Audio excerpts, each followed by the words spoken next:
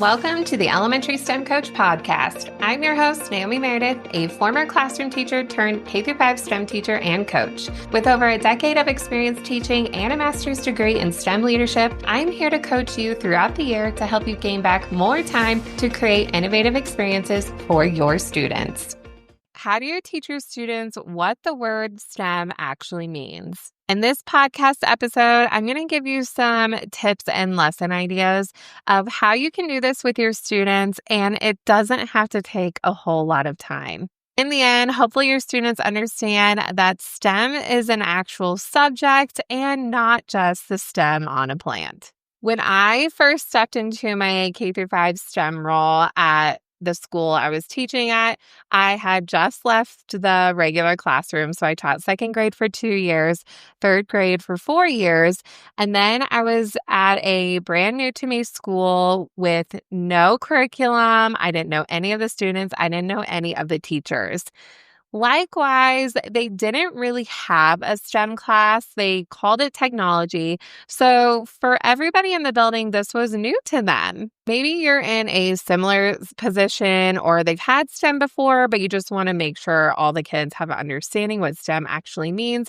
So here's what I did, and also what I still continue to do in my STEM after school clubs, because again, a lot of these schools that I teach my clubs at, they don't have STEM.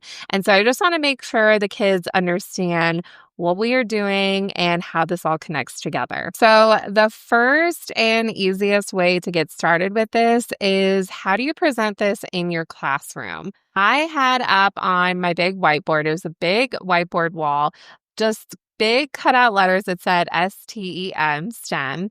And what I did is underneath those, I created these posters that actually show examples of what that word means. So for example, and if you're watching the video, you could see this, but there is a circle that has the word science in it. And then there's different pictures that represent science. So there's a balance, there's the sun, an X-ray, weather, animals, just different examples that kids would probably know and understand what science is.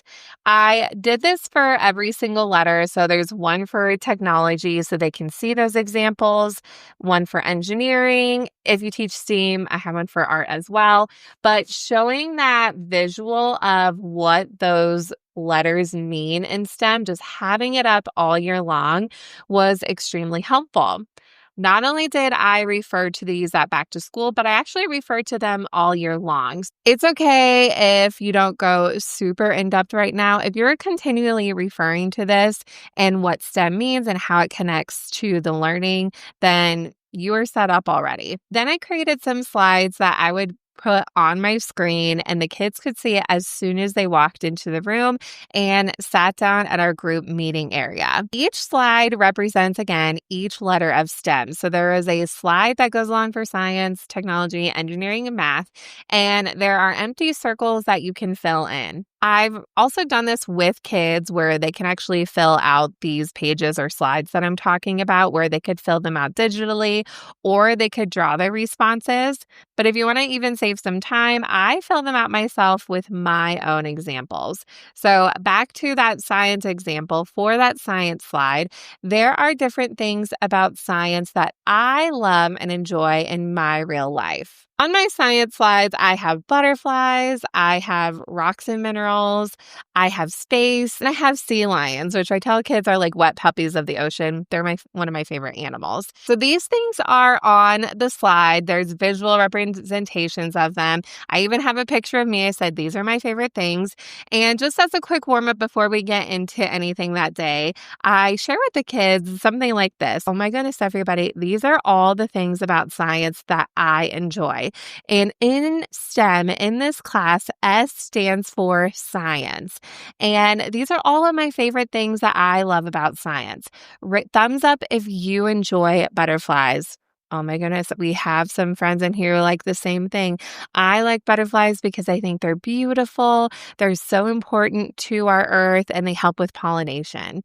And then I keep going through each of those things and explaining really quick. Takes about 5 minutes. And they really like those connections. And it's a fun way, especially when you see a lot of kids, you see all the kids in the school.